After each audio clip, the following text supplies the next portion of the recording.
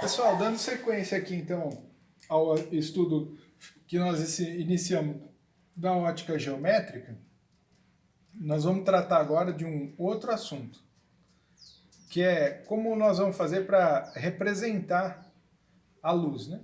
Já que nós dissemos assim que a gente não consegue ver a luz, nós precisamos arrumar uma representação que seja adequada, né?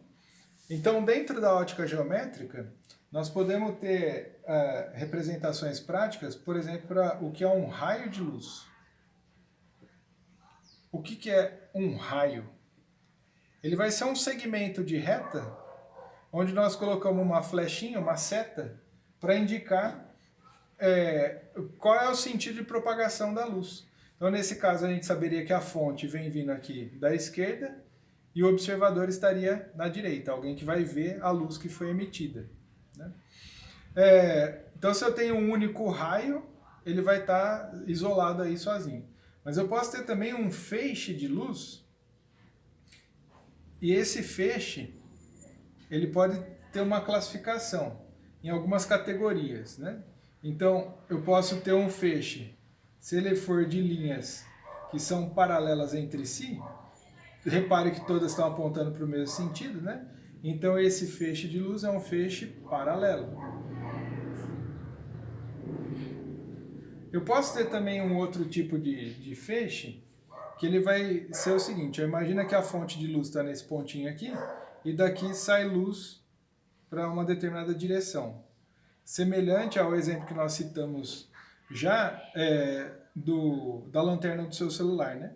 Imagina que você está num quarto escuro, você acende a lanterna do seu celular, ela é uma fontezinha pequenininha que vai emitir luz para todas as direções. Então nós dizemos que nesse caso aqui, ele é um feixe divergente.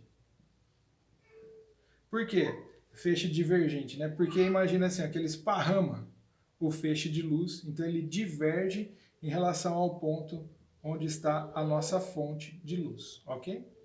E eu posso ter ainda, pessoal, uma outra situação onde eu vou ter o observador numa posição assim, e daí o feixe de luz ele se concentra todo nesse ponto, tá? Esse daqui seria então o feixe convergente. Por quê? Ele vem vindo de longe e daí ele junta todo nesse pontinho que está aqui. Ele é chamado então de feixe convergente. Beleza? É dessa maneira aí que nós podemos diferenciar. Um exemplo desse daqui, imagina que você pegou uma lupa e daí os raios eles vêm vindo lá do Sol, e eles chegam praticamente paralelos aqui na Terra por causa da distância, é muito grande, né? O que acontece num caso como esse? A hora que o feixe de luz passa pela lupa, ele vai se concentrar em um ponto, da forma como está indicado aqui, que seria o foco dessa lupa, tá certo? Beleza. A próxima etapa aqui, então, pessoal, é a gente falar sobre os fenômenos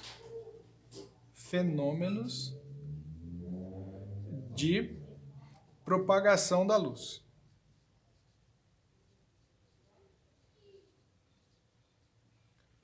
Certo? Esses fenômenos são os que vão determinar regras básicas para a gente poder entender como é que ela se acontece, né? O primeiro deles, a gente chama ele de princípio da propagação retilínea. Da propagação retilínea da luz. O nome já diz, né? Se a propagação é retilínea, ele vai em linha reta, né?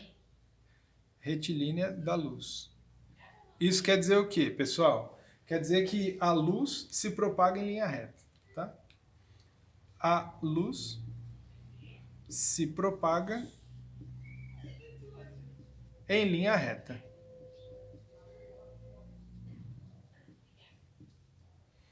Certo? Como nós representamos aqui, então, por meio dos feixes, que são segmentos de reta, a luz ela vai ser muito bem representada se ela estivesse propagando, né, nesse sentido, né? O segundo princípio, pessoal, é o princípio da independência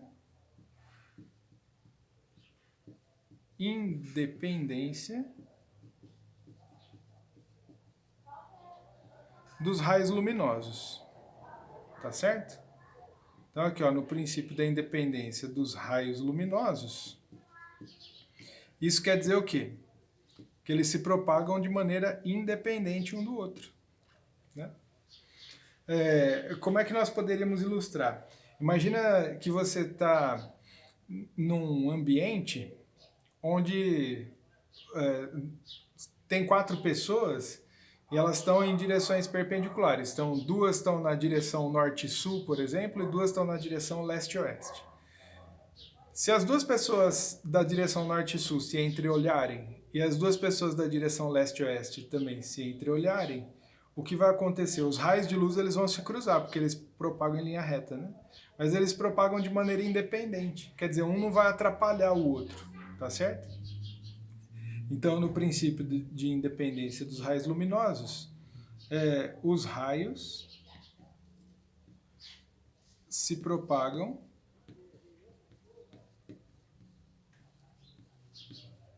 de forma independente.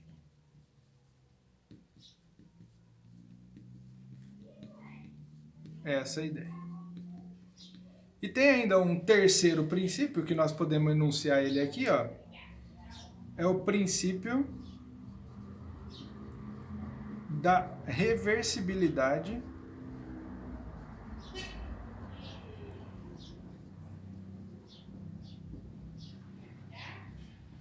dos raios luminosos. Com base nesses 3 princípios, pessoal, nós vamos criar e desenvolver todos os fenômenos aí que regem a propagação da luz, tá certo? Nesse princípio da reversibilidade dos raios luminosos, nós podemos dizer que os raios são reversíveis, né?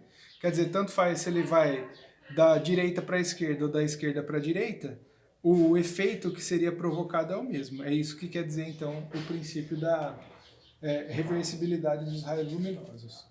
Para a gente concluir esse tema, então, nós podemos fazer uma classificação dos meios de propagação da luz, né? Então, aqui, ó, entre os meios de propagação da luz, nós vamos tratar de algumas situações bastante conhecidas. Nós temos pelo menos 3 tipos de meios diferentes. O primeiro deles são os meios transparentes. No caso dos meios transparentes, o que é que nós podemos dizer sobre eles, né? Meios transparentes permitem a passagem total da luz.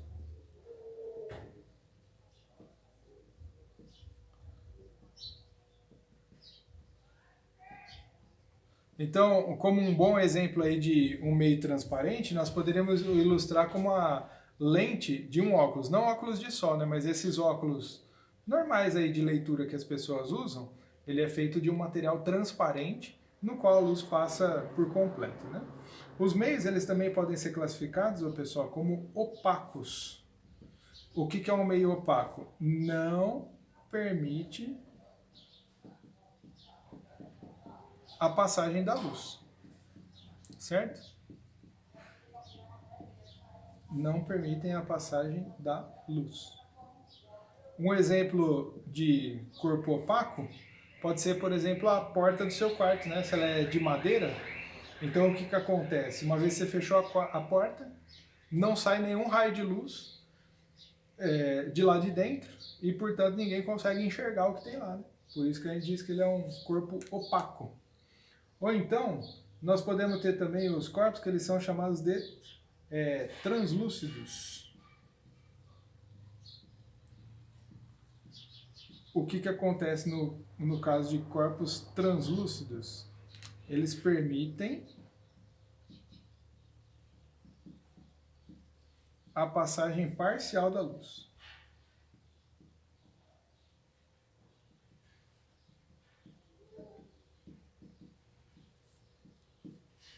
Um exemplo desse tipo de corpo translúcido, já viu aqueles programas que tem lá, ó, por exemplo, uma pessoa, um apresentador, alguma coisa assim, que ele fica atrás de uma película onde você consegue ver que tem alguém lá atrás, mas você não consegue identificar quem é? Você sabe lá, tem o contorno de uma pessoa, né? Mas você não consegue saber, por exemplo, a cor da pele, se tem algum tipo de cicatriz, ou a cor da roupa, qualquer coisa do tipo, né? Porque o corpo é translúcido, ele permite a passagem parcial da luz, você consegue saber que tem alguém lá, mas você não consegue definir exatamente quem é e como é que se comporta, talvez a cor do objeto e tudo mais, tá certo? Então essa aqui é mais uma da parte introdutória. Depois nós vamos precisar fazer algumas aplicações para ver como é que nós conseguimos usar esses princípios em situações práticas, ok? Obrigado por ter acompanhado até aqui, um abraço e bons estudos!